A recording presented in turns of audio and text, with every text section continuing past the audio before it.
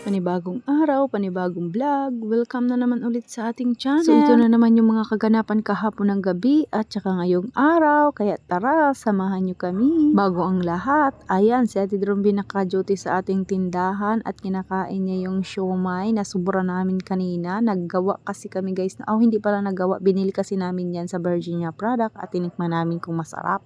Masarap naman siya at may kasama na siyang sauce. Kaya no hassle sa paggawa ng sauce dahil kasama na lang yung sauce tapos iinitin mo na lang siya. Kaya ayan, sarap na sarap si Ate Dromby no kasi merong spicy at saka hindi. Kaya isasawsaw mo na lang at initin mo na lang din yung sauce. So si Alter naman dito sa gilid, ayan, hindi yan siya sumamang maningil no. Ayan. Ay, sumama pala yan siya maningil nung kahapon. Tapos ayan, yan yung pinabili niya sa akin doon sa Metro. Yung sticker book. At saka pwede kang mag-color din dyan. Nagustuhan niya yan. Napakamahal na pa naman yan. Sobra 200 ata yan. Kaya ayan, binili na lang namin no, para walang ingay at hindi na masasama yung loob niya sa amin. At buti na lang din, may pira si Ate Dromby pamili. O diba, ayan, pagkatapos nga naming doon sa tindahan, siyempre maningil na naman ulit tayo. Kahapon itong araw na ito nung naningil kami guys, ayan, tumila na yung ulan dyan pero may paambun-ambun pa. At ayan na nga yung siomay na natira isang piraso na lang. Tapos ayan si Ate Dromby nga naka-duty sa tindahan. At si Alter, papakainin ko na siya dyan dahil nga nagugutom na siya guys no. Pero kunti lang din yung kinain niya. Yung ulam namin dyan is tinolang isda. Gusto niya lang ng sabaw lang at saka kanin. Pag na ano pa nga ako dyan, nagsermon mga ako dyan doon sa kusina namin no, dahil is pagpunta ko doon sa kusina namin ay walang sinaing, pinasaing ko pa si Amshi. Yun tuloy, yung nakain ni Alter dyan is bahaw, matigas na kanin. Pero ayun, buti na lang din ay kumain si Alter dahil nga nagugutom na rin daw siya. Ayan, kunti lang yung nakain niya kasi pagkakising niya sa umaga ay daw siya, nagutom na siya no. Yung tummy niya daw ay nanghahanap na ng kanin. Kaya ayun, epektibo siguro yung vitamins na pinapainom ko sa kanya. Kaya naghahanap na siya ng kanin. At pag hindi talaga siya nakakakain ng kanin guys, nagrereklamo siya no. Pag hindi siya nakakain ng kanin, sinasabi niya sa akin, yung tummy niya daw ay naghahanap daw ng kanin. Kaya epektibo talaga sa kanya yung Propan. So ayan, kinain ko na lang din yung mga tutong dyan para hindi na rin ako kakain at ginugutom-gutom na ako dyan no. So ayan, ganyan talaga pag nakasimula tayo pagkain ng kanin. Pero konti lang daw yung sobra ni Alter guys. Yung sobra lang yun ni Alter yung aking kinain. Yun na yung aking hapunan no. So ayan na yung mga bata, ang kukulit nila. So ayan, kinabukasan, kaninang umaga, kaninang hapon pala. Mga alas 2, pumunta ako sa Cebuana. At saka yung ating napanalunan na bracelet, pinatingnan ko kung magkano yung prenda. Tinanong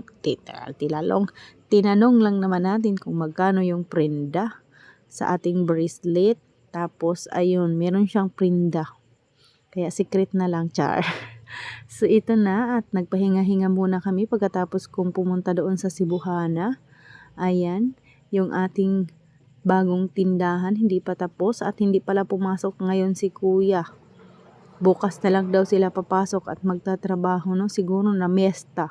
Kasi mayroong pistahan dito sa malapit na barangay sa amin. At saka si Papa Ulo naman at saka si Pansito ay hindi na miesta. Nagtagay na lang silang dalawa no, tulog lang daw kasi nga maulan nga yung panahon natin ngayon dahil nga may bagyo at nag-cancel ng klase yung mga estudyante.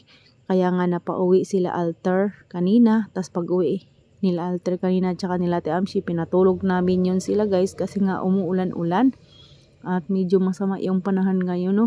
Pero masamang panahon, ayan, nagpilit pa rin kaming singil ni Pansito kasi hindi pwedeng hindi tayo maningil dahil is may mga order. Kaya ayun, naningil kami kahit maulan. Ayan, papunta na tayo ng Paranas. Kami lang palang dalawa ni Pansito dahil si Alter dyan sa mga oras na yan ay natulog pa siya no. Kaya hindi na namin ginising dahil hapon na yun siyang tulog, mga alas 2 or alas 3 na siguro yun siya natulog. So dahil alas 5 na dyan, binibilisan namin kay baka wala na naman tayong tinapay madatnan sa Paranas at buti na lang talaga meron pa, ayan o, meron pang munay, kabak at saka ayan yung tinapay na yan, pero hindi ako bumili niyan. Yung mga matatabang lang na tinapay yung aking binili dahil yan lang naman yung mga hinahanap sa ating tindahan. Halagang 400 plus yung aking binayaran, kaya meron na naman ulit tayong tinapay. Kahapon kasi wala tayong tinapay na nabili, no? Kasi nga sarado sila guys kahapon, kaya ayun, wala akong nabiling tinapay. Yung mga tumer natin kaninang umaga, naghanap sila ng tinapay dito sa ating tindahan, wala tayong naibigay. Kaya ngayon, meron na tayong available na mga tinapay. So pagkatapos naming mamili doon sa Bikiri, pumunta agad ako at naningil na dito sa palengke.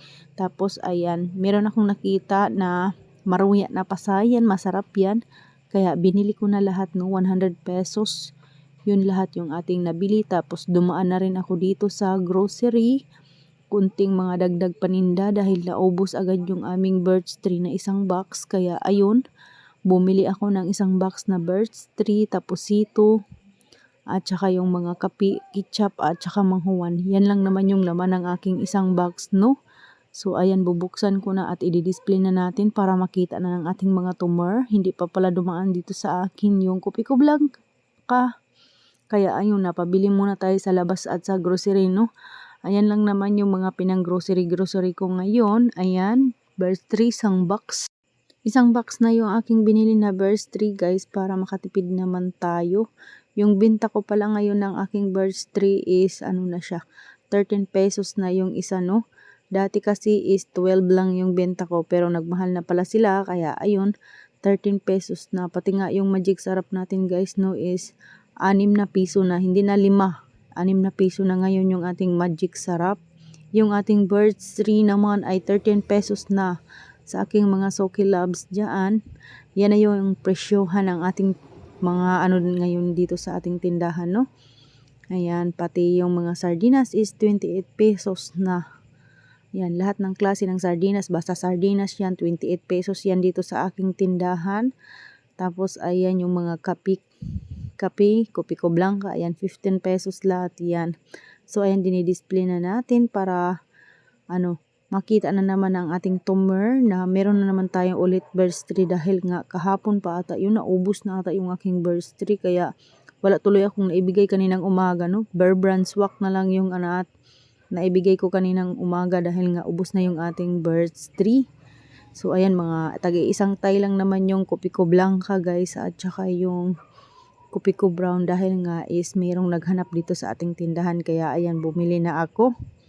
So ayan, maganda na tingnan yung ating tindahan. Puno na naman ulit yung ating mga lagayan ng mga kape, tapos yung ating mga dilata.